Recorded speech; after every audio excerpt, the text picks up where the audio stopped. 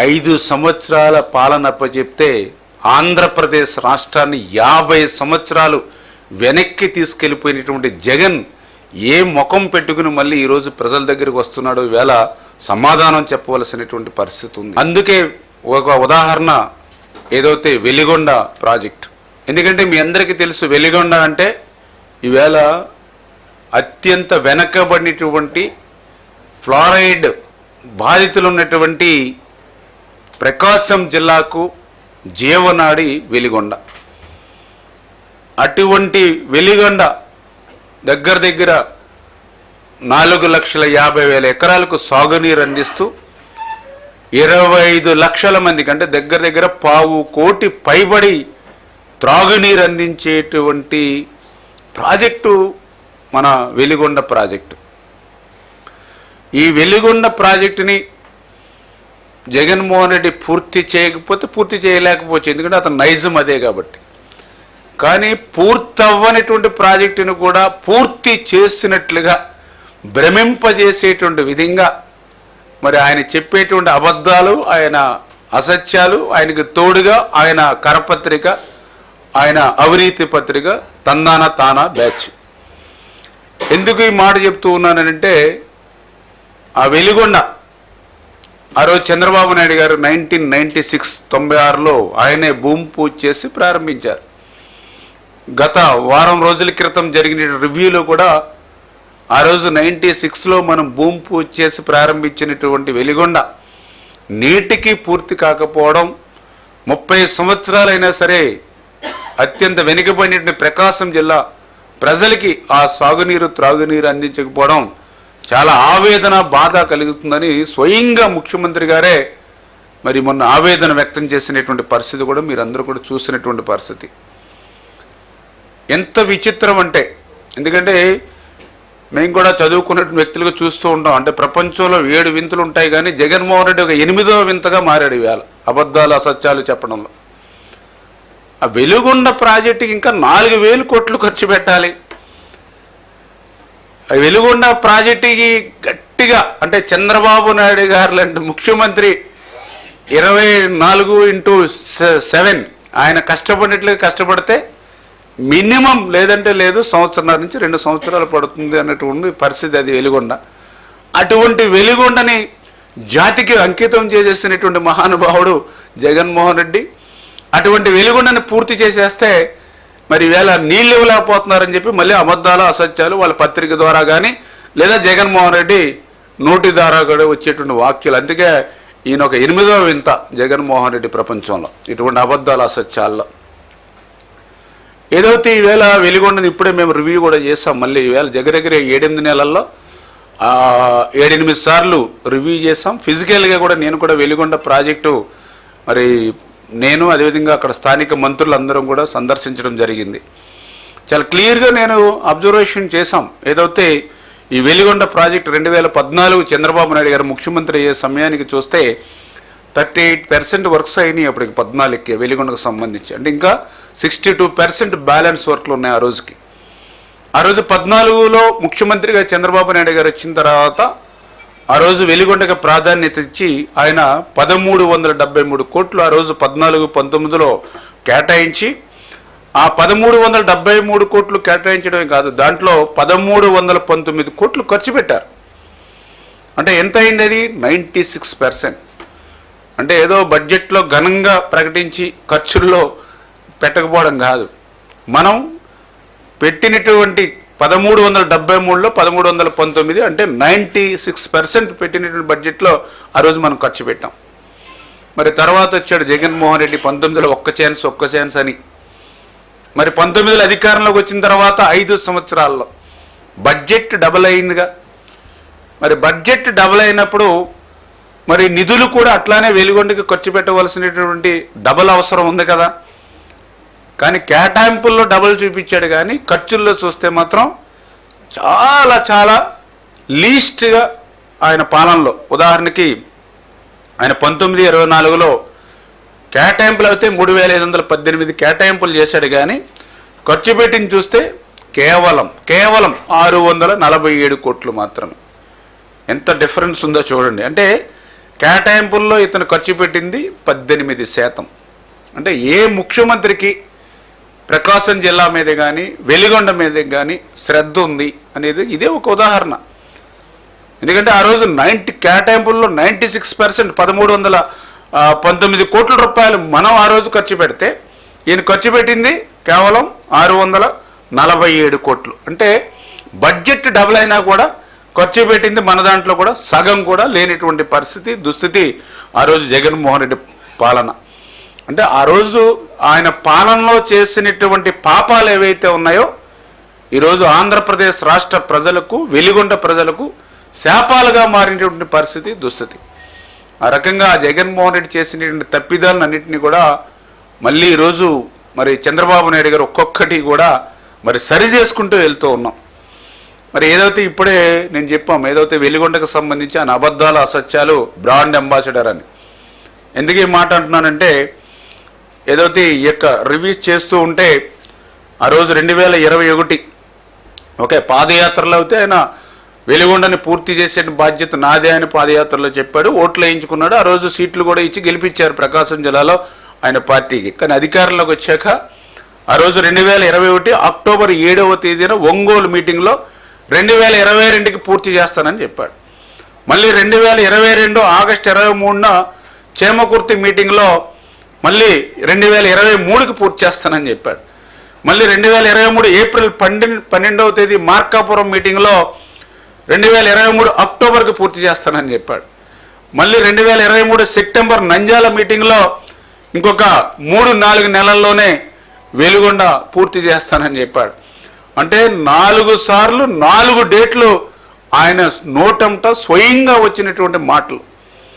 మరి ఆ రకంగా మోసం దగా చేసి ఆఖరికి 2024 మార్చి 6వ తేదీన అత్యంత ఘనంగా జాతికి అంకితం చేశాడు మహానుభావుడు.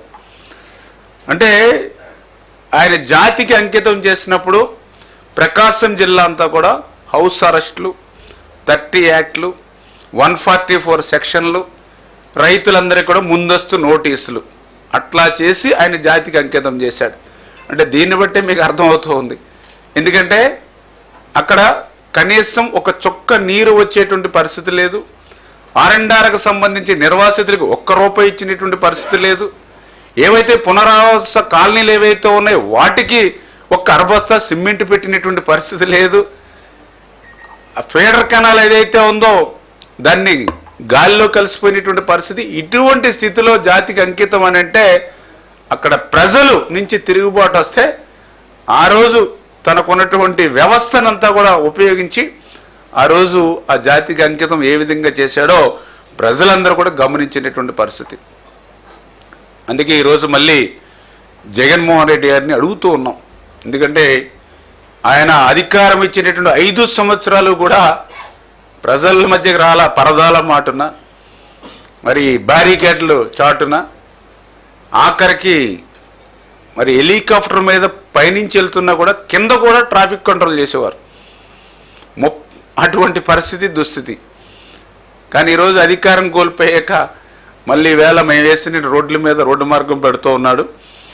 మరి మళ్ళీ అబద్ధాలు, అసత్యాలు ఊరికే వల్లి వేస్తూ ఉన్నాడు. అందుకే అడుగుతూ ఉన్నా, ఈవేళ ఏదైతే వెలిగొండకి సంబంధించి మరి రివ్యూ చేస్తూ ఉంటే ఏదైతే హెడ్ రెగ్యులేటర్ అంటే స్టార్టింగ్ అంటే శ్రీశైలం ఫ్లోర్ షో ఏదైతే ఉందో అక్కడ హెడ్ రెగ్యులేటర్ ఏదైతే ఉందో ఆ హెడ్ రెగ్యులేటర్కి సంబంధించి ఇంకా వింగ్స్ కానీ, రిటర్న్స్ కానీ, రిటైనింగ్ వాల్ కానీ పూర్తి కాలేదు. అవి పూర్తి కాకుండా నీళ్లు కనుదిలితే రేపొద్దు టన్నెల్స్ కూడా, ఎందుకంటే కంట్రోల్ కాక మొత్తం ప్రమాదంలో పడేటువంటి పరిస్థితి. అంటే అవి వెలుగుండే ప్రశ్నార్థం అయిపోయేటువంటి పరిస్థితి. మరి అటువంటి స్థితి ఉండగా నువ్వు జాతికి అంకితం అని ఎట్లా మోసం దగా చేసావు? సరే, హెడ్ రెగ్యులేటర్ దాటి కొంచెం ఫ్రంట్కి వస్తే మనకి టన్నెల్స్, 2 టన్నెల్స్ ఉన్నాయి, టన్నెల్ 1, టన్నెల్ 2. మరి టన్నెల్ 1 చూస్తే ఓకే, అందులో అంటే ఇంకా జస్ట్ 500 మీటర్స్ లైనింగ్ ఉంది, ఒక చిన్న పని. కానీ మేజర్గా ఆ టన్నెల్ 1లో దగ్గర 1.2 ల్యాక్స్ క్యూబిక్ మీటర్లు ఆ టన్నెల్ 1లో మరి రోడ్డు కింద ఫామ్ చేసుకున్నారు వాళ్ళు ట్రాన్స్పోర్టేషన్కి. అంటే అది తొలగించాలంటే కనీసం 6 నుంచి 8 నెలలు పడుతుంది. అది తొలగించకుండా నీళ్లు వదిలితే వాటర్ ఫుల్ ఫ్లెడ్జెడ్గా పోవు. మరి అయినా సరే నువ్వు జాతికి అంకితం ఎలా చేసావు? ఆ టన్నెల్లో ఉన్నటువంటి 1,20,000 క్యూబిక్ మీటర్లు తీయకుండా. ఓకే, నెక్స్ట్ టన్నెల్ 2కి వచ్చాం. ఆ టన్నెల్ 2కు సంబంధించి ఏదైతే టన్నెల్ 1లో తవ్వినటువంటి మట్టి అంతా కూడా దగ్గర 2 లక్షల క్యూబిక్ మీటర్ల మట్టి మరి ఏదైతే ఆ టన్నెల్ 2కి ముందు వేసాం. అంటే రేపు ఆ 2 లక్షల మట్టి తీయకపోతే వాటర్ వదిలినా కూడా ముందుకెళ్ళేటువంటి పరిస్థితి లేదు. నెక్స్ట్ ఈ టన్నెల్ 2లోనే బెంచింగ్, అంటే ఏదైతే డ్రిల్ చేసి బ్లాస్టింగ్ చేయవలసినటువంటిది మరి ఏదైతే మరి యొక్క టన్నెల్ 2లో ఏదైతే ఉందో మరి అది కూడా దగ్గర మరి పెద్ద ఎత్తున, ఎందుకంటే అది కూడా 2 మీటర్స్ మందం ఉంది. అది కూడా మినిమం 6 to 10 months పడుతుందని చెప్తూ ఉన్నారు. ఇప్పుడు మేము రివ్యూ చేస్తూ ఉంటాయి ఏదైతే డ్రిల్ చేసి బ్లాస్టింగ్ చేసి ఏదైతే ఆ 1,00,000 క్యూబిక్ ఏదైతే రాక్తో ఉన్నటువంటిది అదంతా కూడా సాయిల్, అటువంటిది ఇంకా 6-8 months పడుతుందని చెప్పారు. మరి ఈ యొక్క బెంచింగ్ ఆ 1,00,000 క్యూబిక్ మీటర్లు చేయకుండా మరి ఎట్లా నువ్వు జాతికి అంకితం చేసావు? అంటే ఈయన ఎంత మోసం దగాలనేది ఇదే ఒక ఉదాహరణ అనేటువంటి విషయాన్ని. అదేవిధంగా టన్నెల్ 2లో ఇంకా 6.8 కిలోమీటర్స్ లైనింగ్ ఉంది.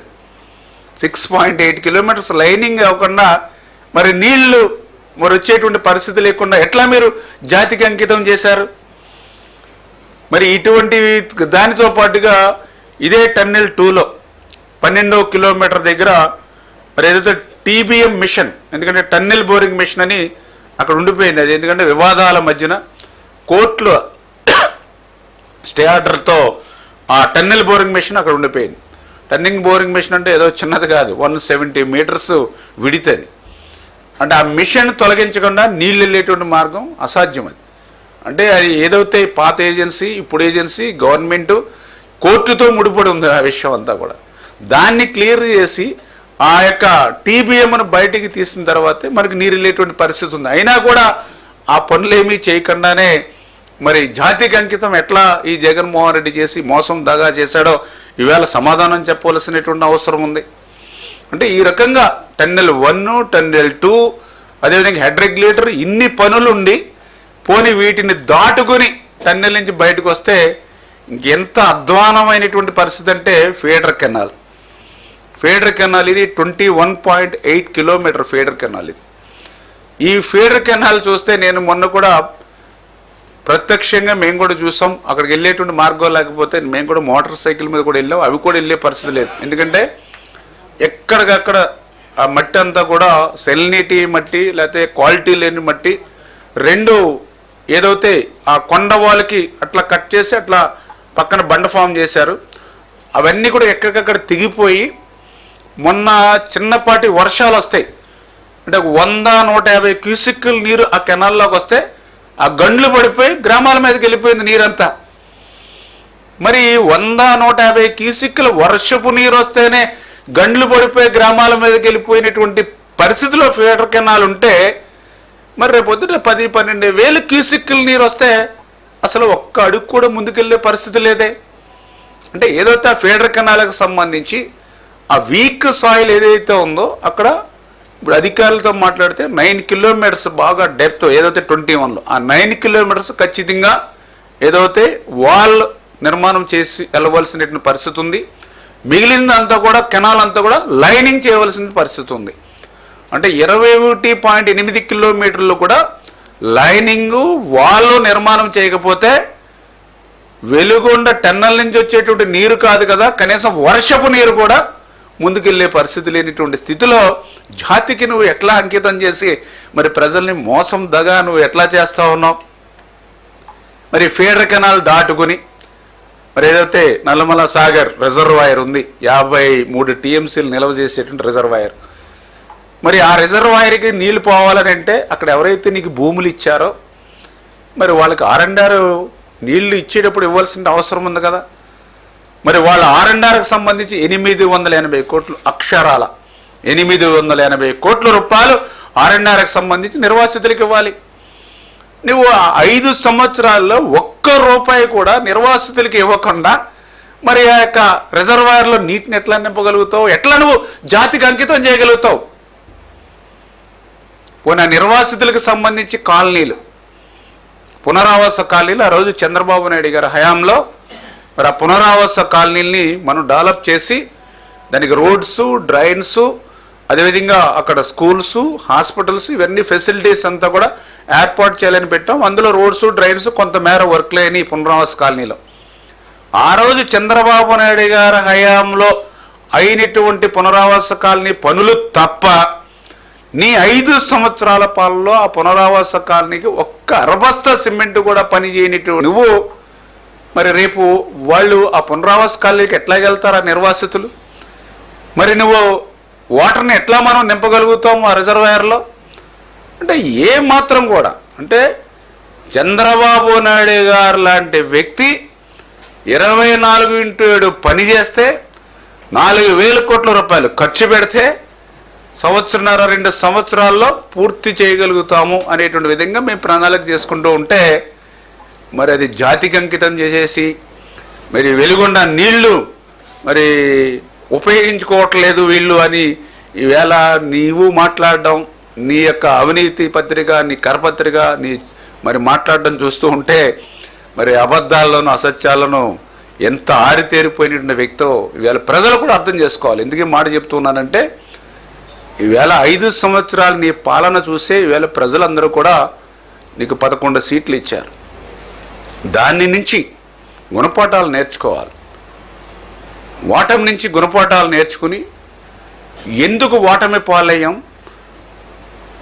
ఆ రోజు ప్రతిపక్షంలో ఉన్నప్పుడు ఏ రకంగా ప్రజల మధ్య తిరిగాము, అధికారంలోకి వచ్చిన తర్వాత ఏ రకంగా ప్రజలకు దూరం అయ్యామో వాటి మీద విశ్లేషణ చేసుకుని ముందుకెళ్ళవలసిన అవసరం తప్ప మళ్ళీ నీ అబద్ధాలని, అసత్యాలని నమ్ముకుని మళ్ళీ నువ్వు ప్రజల మధ్యకు వస్తూ నీ అరాచకత్వమైన పాలన మరొకసారి ప్రజలకు రుచి చూపిస్తూ, ఎందుకంటే నువ్వు ప్రతిపక్షంలోకి వచ్చాక చూస్తే అంతా కూడా మళ్ళీ అటు పిన్నెల్లి రామకృష్ణారెడ్డినో అంటే ఏదైతే ఈవీఎంలని మరి అందరూ చూస్తుండగానే బద్దలు కొట్టి, ఈవీఎంలను బద్దలు కొట్టడం అంటే ప్రజాస్వామ్యాన్ని బద్దలు కొట్టడమే.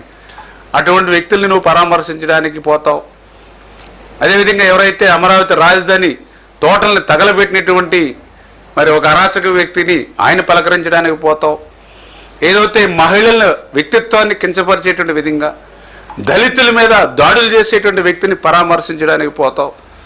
అంటే నీలో ఏ విధమైనటువంటి మార్పు రాలేదు. గత 5 సంవత్సరాలు ఏ రకంగా అయితే నీ అరాచకత్వం, రాక్షసత్వం, నియంతృత్వం, కేసులు, వేధింపులు ఏ రకంగా అయితే నీ పాలన సాగిందో ఇప్పుడు ప్రతిపక్షంలో ఉన్నప్పుడు కూడా ఒక దండయాత్ర మాదిరిగా ఇప్పుడు నిన్న కూడా చూసాం ఏదైతే మిర్చి యాడ్లో వేళ రైతు అంటే తెలుగుదేశం అంటే రైతు. ఎందుకంటే ఆ రోజు 1924లో చూసాం మేము కూడా ఒక రైతు బిడ్డగా వ్యవసాయం చేసే వ్యక్తిగా చూసాం.